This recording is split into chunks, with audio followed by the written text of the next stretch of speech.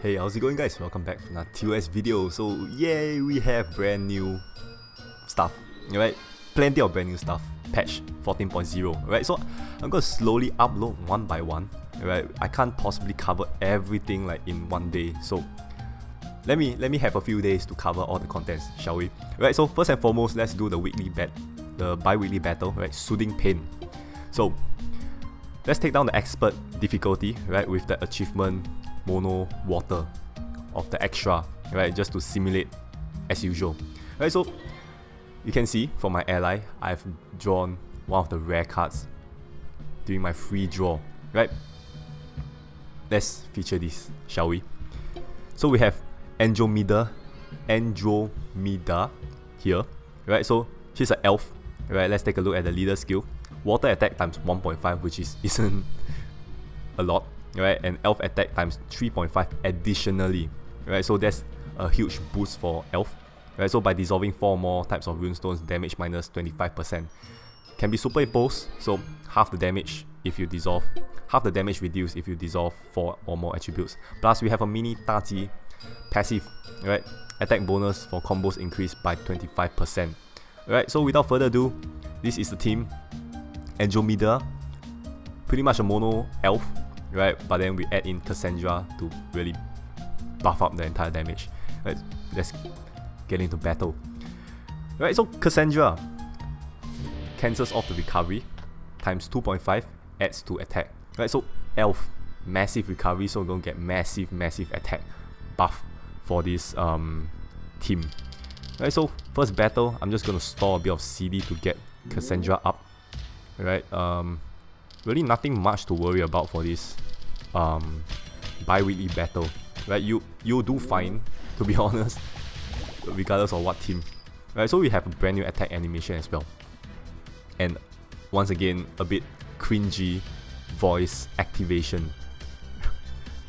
Right, I thought they're gonna improve, but sadly I feel that I can't take the voice activation for this series.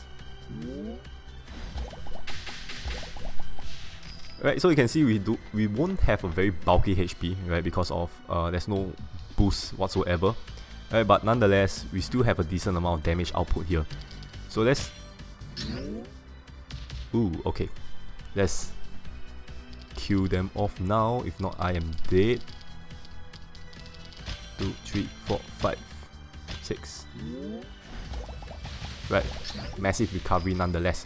Okay, so we have Andromeda up, both. Right, so the good thing about Andromeda is she doesn't work like an enchantress. Right, it's not like you activate one, you activate the other one, it actually turns it off. Right, you can activate both of them together. Right, and then they are the enchantress style, means that they have this little icon on top. Right, let's just activate. So by activating her, team recovery minus 50%. By dissolving attributive runestones, that monster will launch an extra attack of that attribute, right, which is multi-attack kind of active. Right, skill stays in play until not 3 or more attributes are dissolved, which is very easy to fulfill, right? So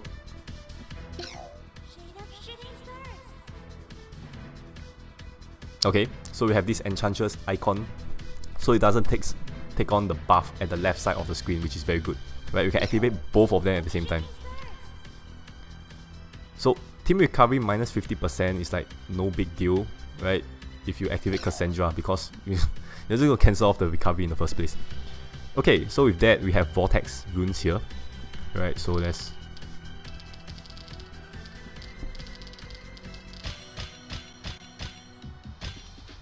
and watch the magic damage there.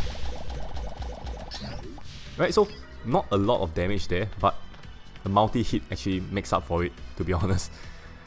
Okay, so you can just comfortably take down the rest of them, no issue there.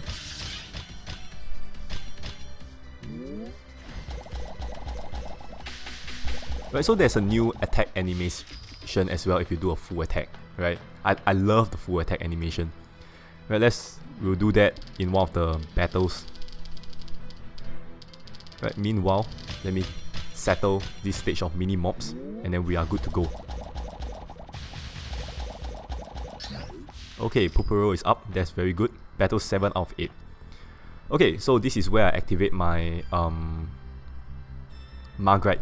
Margaret? Yep, Margaret. So what we have here is enemy damage dealt to enemy by fire below to 10%. I mean, like, why would you even bring fire? Right, just don't bring fire. So we have 2-second movement time, and then we have frozen runes. Right, so here, Margaret will help us, will assist us in spinning the combos here. And then together with Dragonic Compulsion. Just gonna leave one frozen bot there. One frozen rune there. Okay, so for this compulsion, you want to remove light runes on the board. Right, don't leave light runes on the board because it's gonna get marked later. Okay, there is still light runes on the board. Never mind. Right, just don't dissolve it. Right, and that's the full attack animation. It's quite a pretty animation, right? It's not the best animation out there. Okay, next boss we have Phantom, as well as Light Runes don't lock, which is why I say dissolve the light runes during your compulsion. Right, don't leave the light runes on the board. And then Tetris Shield. Let's see. Runestone adjacent to the frame could not be dissolved together, so you have to fit the frame nicely. Right, so we activate this for more team attack, as well as Pupero. Right, more than enough, to be honest. Okay, so here, let's just fit the Tetris Shield with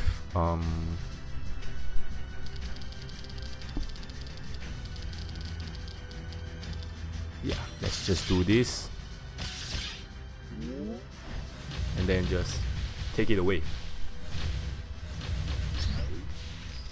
Okay, so it's a relatively easy bi-weekly battle, right? If you really like just choose a mono dark team. Mono dark team is the way to go, right?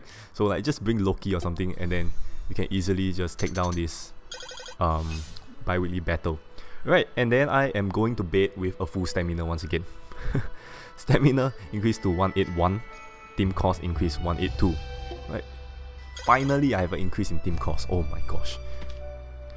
Okay, so let's take a look at the bi-weekly card, shall we?